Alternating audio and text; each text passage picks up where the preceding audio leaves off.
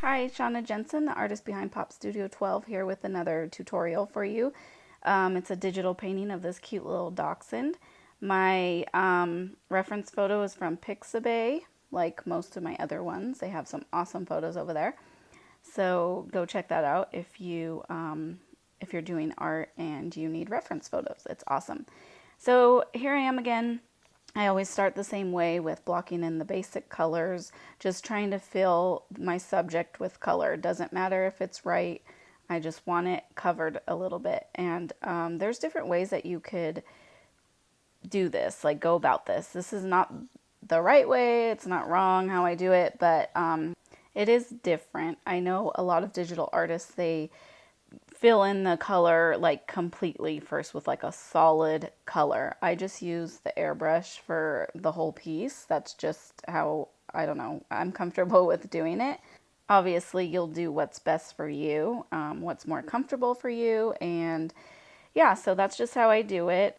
So I get the main color down first, and then I will slowly build up the fur texture with some thicker fur strokes, making sure that the fur is in the right direction and the about the same length. So it's kind of giving, just starting to build up that texture. So I'll just use, a thicker line, get that fur suggestion in there, and then I'll go on top with the smaller fur details, like around the eyes is where it's mostly going to be, on the top of the ears a little bit, and going back on the head. The very back of the head, the front of the ears, and the nose is going to be quite blurry just because that's how the picture is. And when you're working in realism, you obviously want to get it as close to the picture as you can. So with this one, this dog had a collar on. I obviously didn't put the collar on. I removed that.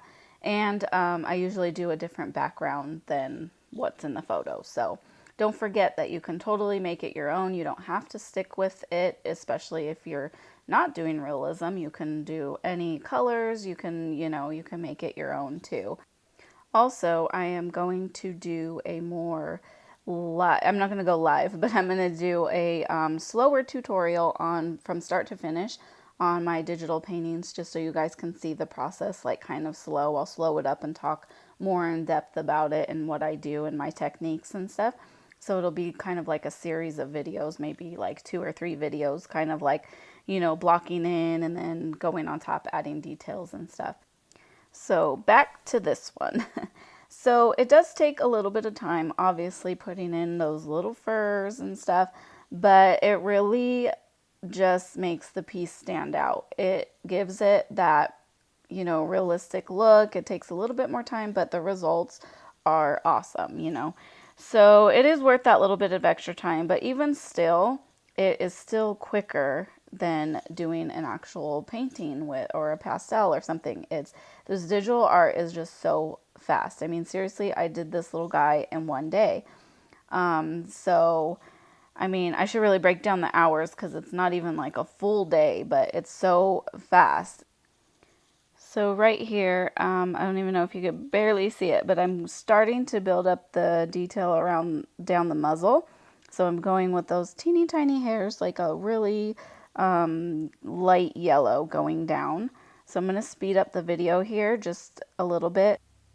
And then you'll see that I glaze over that just a little bit to darken it up, create more of a shadow on the muzzle there.